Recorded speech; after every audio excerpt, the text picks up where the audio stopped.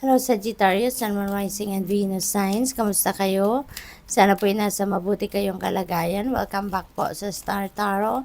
Kung bago kayo rito, welcome din kayo. Thank you for your support. I truly appreciate it. God bless you all. Sagittarius, pauna mensahe ninyo, reinvent yourself. Ayan, a transformation is taking place. Enjoy a new lease of life. Okay?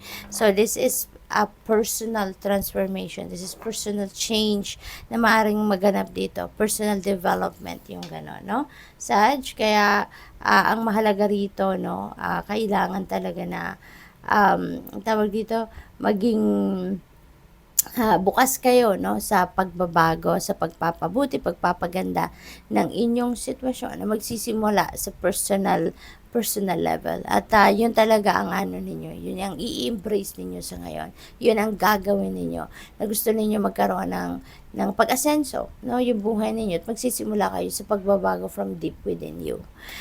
We have surprise. Disappointment will be followed by a pleasant surprise. An invitation could bring love to those searching. Ayan, so may sorpresa, no, na dadating sa buhay ninyo. Pwedeng related yan sa love life, no? Kung kayo ay single pa, baka dito yan. Pwede rin na ang iba sa inyo, baka alam mo yun, yung kung ano man yung na-disappoint kayo, ano mang bagay yan, or ano mang area ng buhay ninyo yan, baka mayroong katapat na sorpresa or magandang sorpresa yan in other area of life, no? So, pwedeng ganon.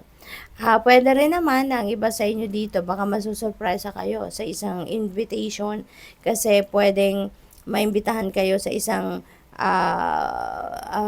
siguro dito, kasayahan, di ba? Merong party or merong celebration na kayo ay maiimbitahan at baka doon ninyo mahanap, no, yung inyong love interest. Kaya that will be surprising for you then. Major life change. Ayan, time is right for major life changes. As a new lifestyle or location brings great joy and trouble-free existence. Ayan, so mayroong malaking pagbabago, no, na magaganap sa buhay ninyo. Ito na yung time for major life change. Time para sa malakihang pagbabago sa buhay ninyo. Pwedeng ang babaguhin ninyo dito yung lifestyle ninyo, ang pwede rin na magre-relocate kayo, maglilipat kayo ng bahay, or maglilipat kayo ng tahanan, or magre-relocate siguro kayo ng trabaho, ng opisina, no? So, pwedeng ganon. Kaya, talagang big time yan, no? Na pagbabago, big time na movement, no? Kasi, major area of life, no? Ang maaapektuhan dito. Kaya, good luck sa'yo. So, tignan natin kung ano pa ang ganap dito for Sag. We have two of wands. Ayan. So, planning stage ito. Meron kayo rito sigurong mga, tawag dito, mga future endeavor na pinagpaplanuhan. Pwede rin na meron kayong kinoconsider dito na partnership. Baka kayo ay susubok, no, na makipag-partner sa iba, makipagsosyo sa iba, something like that. At pwede rin na ang iba sa inyo dito is going to travel, no? Baka yung pwedeng decision making din ito na kinakaharap ninyo because this is 2. So, pwedeng may decision making dito. So, pwedeng decision making ito regarding partnership, no, about sa makakasosyo ninyo, or pwedeng about lugar, no, na gusto ninyong puntahan. Baka meron kayong mga pinagpipilian, or pwede rin naman na may mga plano kayo na pinag-iisipan, pero maybe you are torn, no, kung alin ang uunahin ninyo, something like that.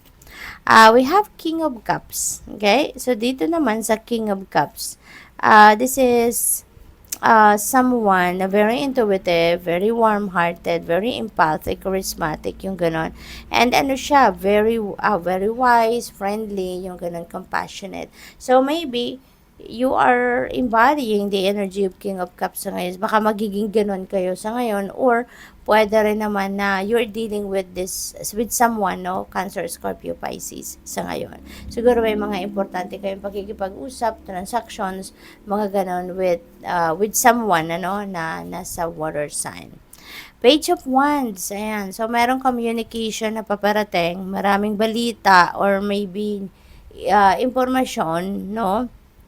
At kung ano-ano pa, baka mayroong mga tip, mga ganon, no, na dadating sa inyo sa ngayon. At ano to, Puwedeng related ito sa opportunities, no? Puwedeng opportunity ng trabaho, career, negosyo, puwedeng oportunidad for relationship, 'di ba? And ano ito this is something na you will be excited about. This is something na talagang siguro gustong-gusto mo 'tong mangyari or gustong-gusto mo 'tong maganap sa buhay ninyo, no? So, what else? We have Six of Swords, okay? So, Six of Swords is about moving on, moving forward, no, sa buhay. Pwede na ang iba sa inyo dito Sagittarius, pero ngayon pinagagaling yung sitwasyon na, alam mo yun, hindi na maganda para sa iyo. Pwedeng toxic, pwedeng hindi na to nagdudulot ng magandang epekto sa buhay ninyo. So, pwedeng ganon, 'di ba? Kaya, wala na kayong ibang naiisip kundi mag-move on, 'di ba? Kasi otherwise, if you're going to keep ah kung ano man, kung nasaan man kayo sa ngayon, if you're going to keep that situation, baka mas lalo pang mamroblema kayo, mas lalo pang bumigat yung inyong pakiramdam or bumigat yung inyong dinadala. Kaya maglalakas ng loob kayo na umalis na. No? Umalis na sa sitwasyon na yan. And there could be travel for sure, a relocation, mga ganon. Or definitely talagang you're up no for discovery for other lugar or other opportunities, no? Na pwedeng nandiyan din kumakatok sa inyo. So, good luck. Thank you for watching Love and Light. Namaste.